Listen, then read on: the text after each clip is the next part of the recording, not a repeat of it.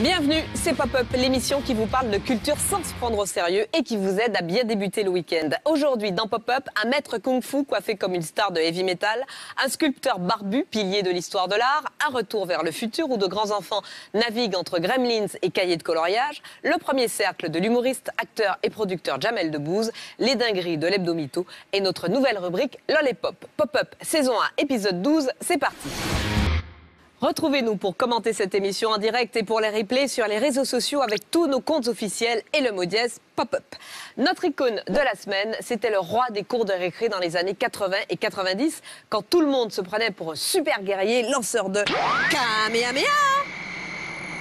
Un petit brun, nerveux, cheveux en pétard et combi de toutes les couleurs. Manga d'action drôle et décalé, Sangoku, le héros de Dragon Ball, a fait les grandes heures du Club Dorothée. Lui et ses amis ont 30 ans et pour fêter ça, rien ne vaut une nouvelle série animée, Dragon Ball Super, et un nouveau jeu, Dragon Ball Fusion. Bref, préparez-vous, ce premier trimestre 2017 sera ponctué de...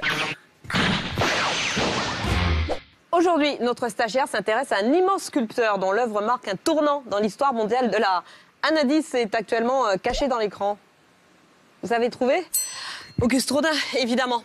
Cette année 2017, centenaire de sa mort, sera l'occasion d'une multitude d'hommages. Louis, notre stagiaire, s'est plongé dans l'œuvre du génie barbu. Il nous dit tout du créateur du baiser, des bourgeois de Calais, de la femme accroupie, de l'homme qui marche. Bon, on va laisser faire Louis, ça vaut mieux. Notre phénomène de la semaine, c'est le syndrome Peter Pan, cette histoire d'enfants qui ne veulent pas grandir, de plus en plus répandue dans nos vies d'adultes. Par exemple, aux États-Unis, la tendance des auteurs d'Hollywood à recycler les succès de leur propre enfance au cinéma ou à truffer les nouvelles séries télé de référence. À l'âge des biberons, des premiers bols de cornflakes ou de leur éruption d'acné, ils s'endormaient dans les bras d'E.T., bricolaient avec MacGyver, faisaient prendre des bains à leurs gremlins ou s'engouffraient dans la voiture de Doc pour un retour vers le futur.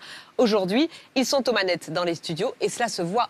Cette nostalgie de l'enfance, ce revival permanent, on le retrouve aussi dans les jeux vidéo, dans la mode, la cuisine, dans les cahiers de coloriage pour adultes. Mais pourquoi ce refus de grandir? Parce que...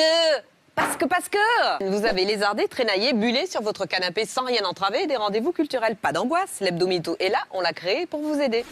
Il avait déboulé en 1990 sur les ondes de Radio Nova et dans des petits rôles sur grand écran avant de faire chavirer le public avec le cinéma de Jamel en 98 sur Canal+, et très vite dans de grosses productions comme Astérix. Aujourd'hui, Jamel Debbouze est incontournable. Acteur, producteur, révélateur de talent au cinéma et sur les planches, son Jamel Comedy Club va fêter ses 10 ans, véritable pépinière qui a donné leur chance à de nombreux humoristes. Mais quels ont été pour Jamel les Pygmalions, les soutiens indéfectibles quand c'était lui le débutant? Pop-Up a rencontré son premier cercle. Son lot de catastrophes, de nouvelles anxiogènes, ses gadins les plus mémorables, une source inépuisable d'inspiration pour l'artiste 2.0 qui sommeille en chaque internaute. Avec humour et une confondante créativité, Internet se réapproprie quotidiennement l'info, la transforme, la caricature pour le pire, souvent pour le meilleur, parfois. Et ce parfois, c'est de la culture pop avec de vrais éclats de LOL dedans. LOL et pop. LOL et pop.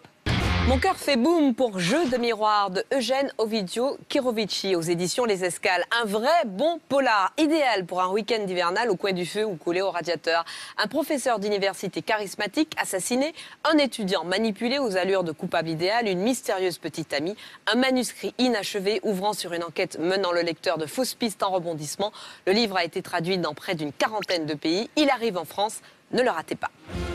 Voilà, c'est fini. Rendez-vous samedi prochain sur C8 à 9h. Salut, Samy. En français, Scooby-Dooby-Doo.